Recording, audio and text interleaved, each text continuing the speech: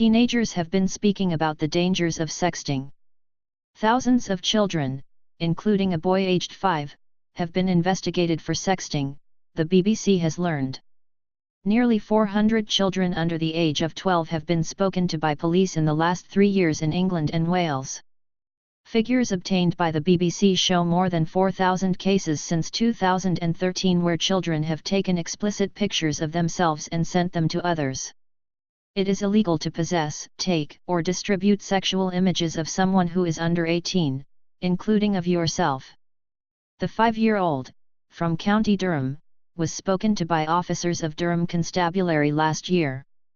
He is the youngest person to be investigated for sexting by police forces in England and Wales who responded to a BBC Newcastle request for information. The force's DCI Steve Thubron said sexting issues were dealt with on a case-by-case basis, with a focus on safeguarding children. He said incidents were recorded in line with national crime recording standards. "We deal with incidents proportionately and obviously do not criminalize children," he said. "We have worked with other agencies to provide advice and guidance to both school teachers and young people. We would urge any children who are worried to speak with a trusted adult or call 101. The most common age of those involved in sexting is 13 or 14. A 10-year-old boy, only just at the age of criminal responsibility, has been cautioned by Northumbria police for sexting. The boy sent a sexual image of himself to an 11-year-old child using Ovu, a free social media video and image sharing app.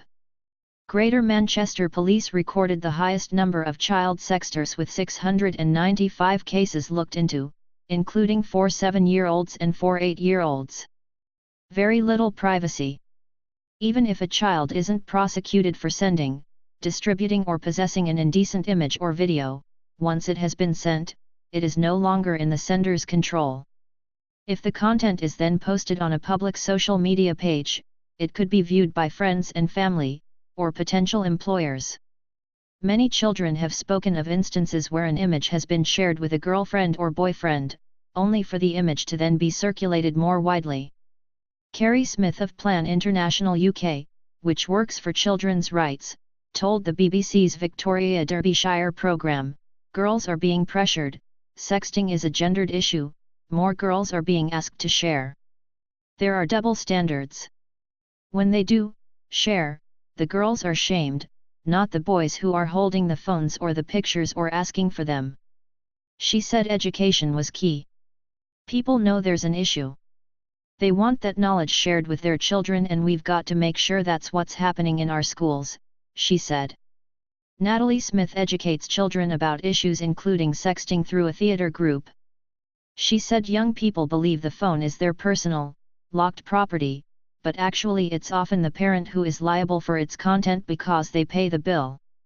"We try to help them understand that very little is private on the internet, and anything they share on their phone, their parents can have access to and would be able to see," she added. "That often is enough to make them think about exactly what they're doing." The National Police Chiefs Council's lead for child protection, Chief Constable Simon Bailey, said while police took a common-sense approach, it was important not to view it as harmless teenage behavior. "There are significant risks involved for children and young people. Once an image is sent, control is lost, and it can cause significant distress when it gets into wider hands," he said. Children can talk to a child line counselor 24 hours a day.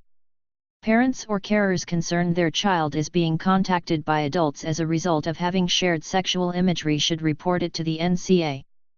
Thanks for watching. Please subscribe below and we'll see you next time.